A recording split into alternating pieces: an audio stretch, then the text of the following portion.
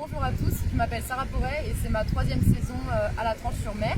Je travaille au poste central en tant que chef adjointe.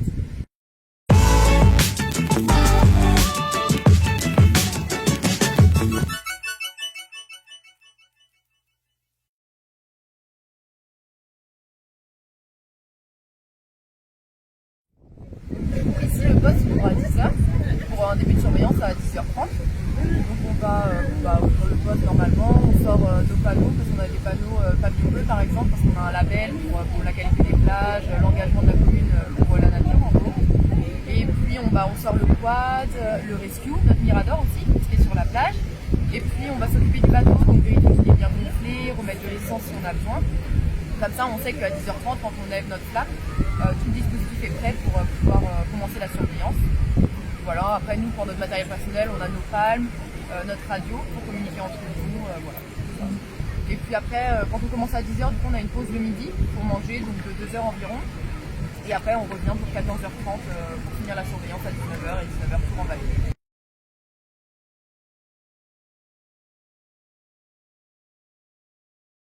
Et donc pour ça on a dû passer un PSE1 et PSE2, donc c'est les diplômes de premier secours, donc c'est 2 formations d'une semaine. Donc là on va apprendre à traiter toutes les urgences vitales pour le PSE1 et pour le PSE2 ça va être tout ce qui est brancardage. Donc transporter des personnes, apprendre à faire un brancard, des ponts et tout ça.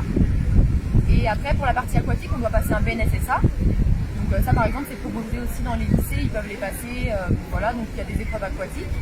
Et en plus, donc ça suffit pour travailler dans les piscines par exemple, et pour travailler en mer, on passe un SSA.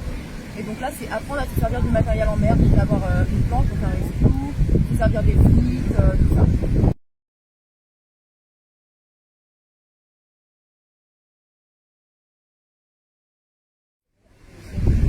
Déjà quelqu'un de dynamique, parce que on est là auprès des gens, si on doit réagir, il faut être là, donc il faut être dynamique. Et puis même, moi par exemple, pour gérer mes équipes, les gens dynamiques c'est quand même beaucoup plus agréable à diriger, des gens volontaires et qui savent garder leur sang-froid. Parce que quand on part en intervention, qu'on a plusieurs choses en même temps, plusieurs personnes qui viennent nous demander des choses, il faut pouvoir cadrer, envoyer telle personne là, traiter l'urgence d'abord, voilà, je dirais ça.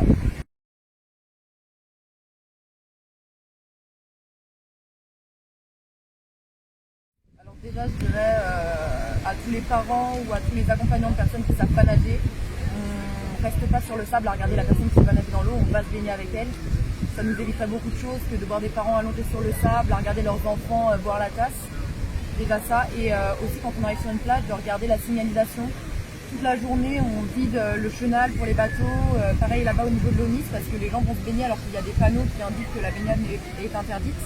Donc juste respecter ces consignes-là, déjà, ça nous aiderait beaucoup parce que ça nous permettrait de nous concentrer sur la surveillance vraiment des gens, plutôt qu'à aller décaler dans la zone de bain toute la journée. Et après, les consignes de base, s'hydrater, se protéger toute la journée pour éviter des malaises qu'on pourrait éviter.